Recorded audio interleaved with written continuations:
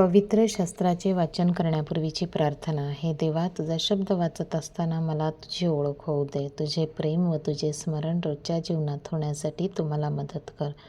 तुझा पवित्र शब्द माझ्या जीवनासाठी कशा प्रकारे मी लागू करावा याची समज दे.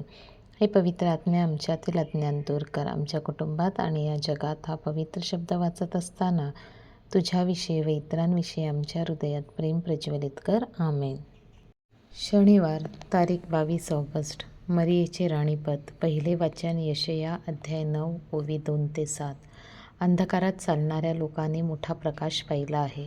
मृत्यूछायेच्या प्रदेशात वसणाऱ्यांवर प्रकाश पडला आहे.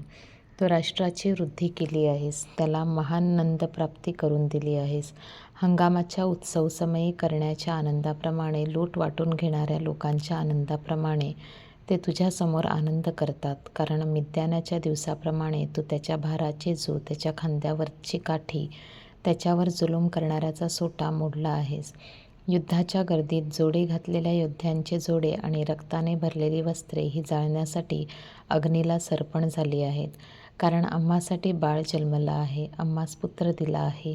त्याच्या खांद्यावर सत्ता राहील. त्याला अद्भुत मंत्री, समर्थ देव, सेनाधीश परमेश्वराचा शांतीचा अधिपती म्हणतील. त्याच्या सत्तावृत्तीला व शांतीला अंत नसणार.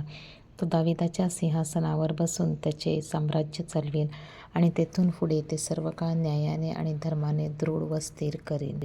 प्रतिसाद स्तोत्र. परमेश्वराचे स्तवन करा. शुभवर्तमान. लूक अध्याय 1 ओवी 26 ते 38. देवाने गलिलातील नाझरेत नावाच्या गावी एका कुमारीकडे गेब्रिएल देवदूताला पाठवले.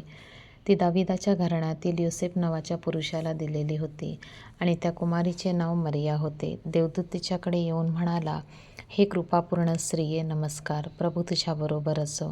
ह्या बोलण्याने तिच्या मनात खळबळ उडाली आणि हे अभिवादन काय असेल ह्याचा ती विचार करू लागली. देवदूताने तिला म्हटले, मरिये, भिवू नकोस, कारण देवाची कृपा तुझ्यावर झाली आहे. पहा, तू गर्भवती होशील आणि तुला पुत्र होईल. त्याचे नाम तू येशू असे ठेव. तो थोर होईल व त्याला परमेश्वराचा पुत्र म्हणतील. आणि प्रभुदेव त्याला त्याचा पूर्वज दावीद ह्याचे राजासन देईल आणि तो याकोबाच्या घराण्यावर युगानुयुग राज्य करेल आणि त्याच्या राज्याचा अंत होणार नाही. मरियेने देवदूताला म्हटले, हे कसे होईल, कारण मला पुरुष ठाऊक नाही. देवदूताने उत्तर दिले, पवित्र आत्मा तुझ्यावर येईल आणि परमेश्वराचे सामर्थ्य तुझ्यावर छाया करेल. ह्या कारणाने ज्याचा जन्म होईल त्याला पवित्र, देवाचा पुत्र असे म्हणतील. पहा, तुझ्या नात्यातली अलिशिबा हिलाही म्हातारपणी पुत्र गर्भ राहिला आहे आणि जिला वांझ म्हणत तिला हा 6वा महिना आहे, कारण देवाला काहीच अशक्य होणार नाही. तेव्हा मरिया म्हणाली, पहा, मी प्रभूची दासी आहे, आपण सांगितल्याप्रमाणे माझ्या बाबतीत घडो. मग देवदूत तिच्यापासून निघून गेला. प्रभूचे शुभवर्तमान. हे ख्रिस्ता, तुझी स्तुती असो.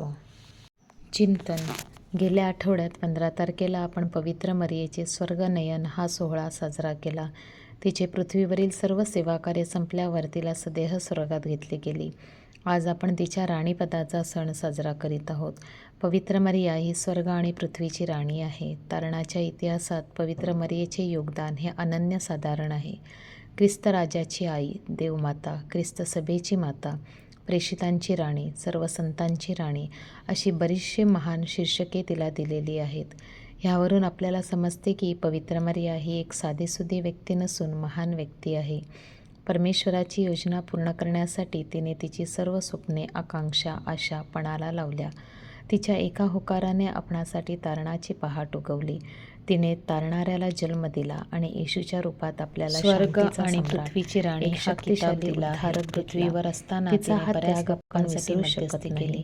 पवित्र मरियेने तिच्या स्तोत्रात म्हटले आहे की सर्व पिढ्या मला धन्य म्हणतील. सेवक सेविका तुझ्या कारण तिचे कार्य व त्याग हा वाखाणण्याजोगा आहे. म्हणून परमेश्वराने तिला